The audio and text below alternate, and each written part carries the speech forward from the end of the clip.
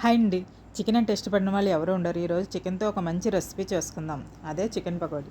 కావలసిన 4 స్పూన్ల మైదా, 1 spoon cornflour, 1.5 spoon కారము, టేస్ట్కి సరిపడినంత సాల్టు, అర స్పూన్ అల్లం వెల్లుల్లి పేస్ట్, స్మాల్ స్పూన్ పసుపు.